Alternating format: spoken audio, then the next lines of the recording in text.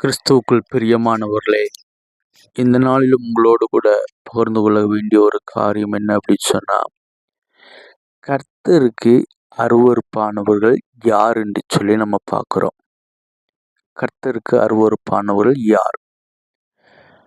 கர்த்தருக்கு அருவருப்பானவர்கள் என்று சொல்லும்போது, பாவம் செய்கிறவர்கள் கர்த்தருக்கு அருவருப்பானவர்கள்,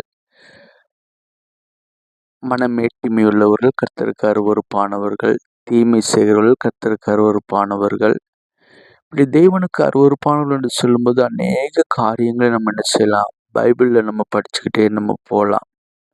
பொய் சொல்லுகிறவர்கள், மனுஷனை நிந்திக்கிறவர்கள், மற்றவர்களை அவமானப்படுத்துகிறவர்கள், மற்றவர்களை குற்றவாளியாக்குறவர்கள், இவர்கள் எல்லாமே யாரா இருக்கிறாங்க? தேவனுடைய பார்வையிலே அருவருப்பானவர்கள் என்று சொல்லி நம்ம பார்க்குறோம். இதெல்லாமே நமக்கு வேதத்தில் சொல்லப்பட்டதான காரியங்களை தான் நம்ம என்ன செய்கிறோம், நம்ம பார்க்கிறோம். ஆனால் நீதிமொழிகளில் சாலமோன் ராஜா ஒரு காரியத்தை நமக்கு சொல்லியிருக்காரு, யார் அருவருப்பானவர்கள் அப்படின்னு சொல்லி. நீதிமொழிகள் 17ஆம் அதிகாரத்தில் 15வது வசனத்தை நாம் வாசிப்போமே.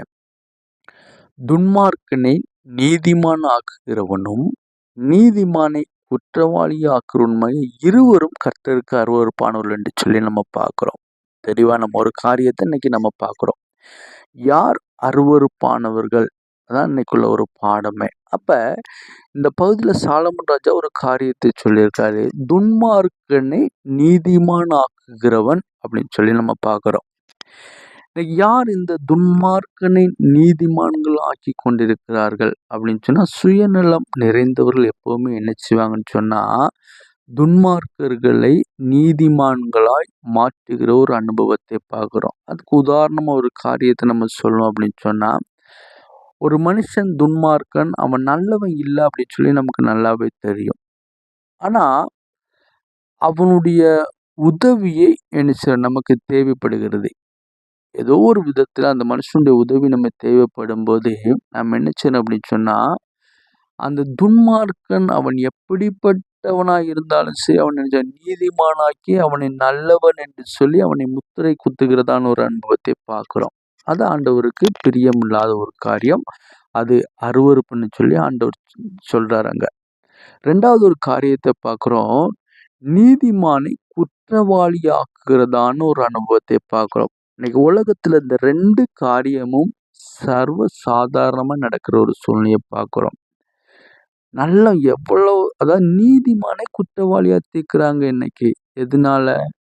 தன்னுடைய நிலைநிற்புக்காக, தன்னுடைய, அதாவது இந்த பூமியில தனக்கு சாதகமான காரியங்களை எனக்கு செயல்படுத்த வேண்டும் என்று சொன்னால், ஒரு மனுஷன் எவ்வளவுதான் நீதிமானா இல்லை நல்லவனா இருந்தாலுமே என்ன செய்வாங்க, அவர்களை குற்றவாளியாக்குற ஒரு அனுபவத்தை பார்க்கிறோம்.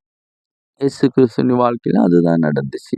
அவர் யாருக்கும் என்ன செய்யல, தீமை செய்ய போகல, அவர் யாரையும் வஞ்சிக்கல, ஏமாத்தல. ஆனா அவர் என்ன செய்றாரு, எல்லா மனுஷனுக்கும் நன்மையை மட்டும்தான் அவர் செஞ்சாருன்னு சொல்லி பார்க்குறோம். வியாதியோடு வந்தவர்களை குணப்படுத்தினார்னு சொல்லி பார்க்குறோம்.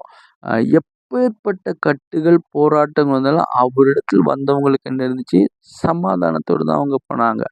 அப்போ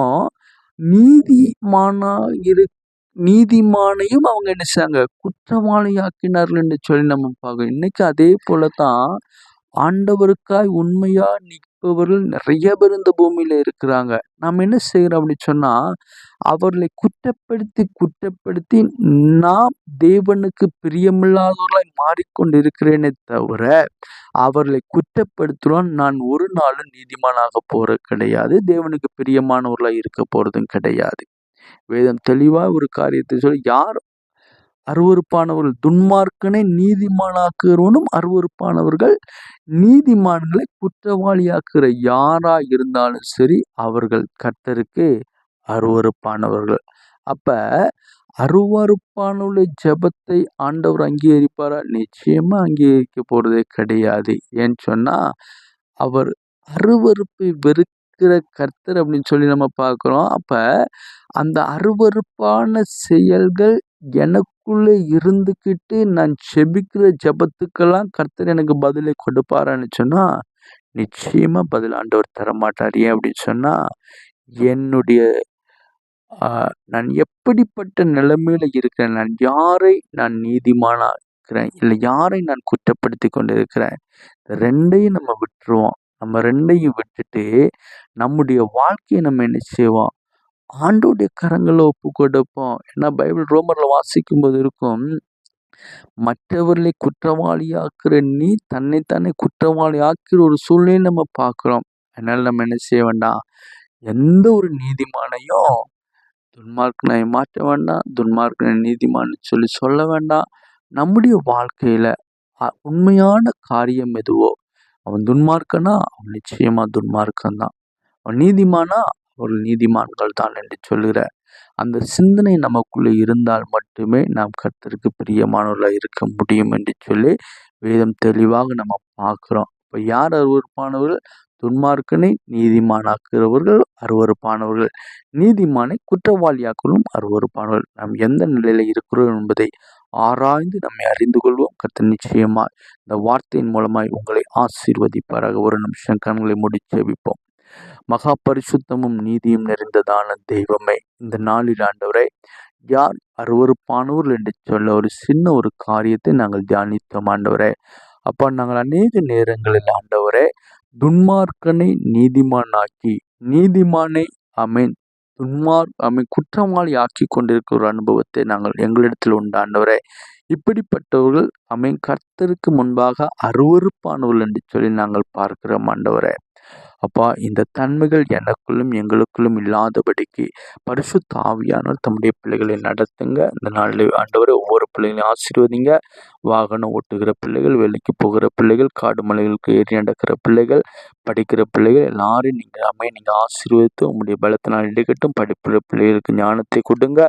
எல்லாவற்றுக்கும் மேலே பலவீனத்தோடு இருக்கிற உங்களுடைய பிள்ளைகளை பலப்படுத்துங்க. ஆவியாண்டிய கரங்களுக்குள் ஒப்பு கொடுக்குற இயேசுவின் மூலம் ஜெபங்க நல்ல பிதாவே. ஆமென், ஆமென், ஆமென்.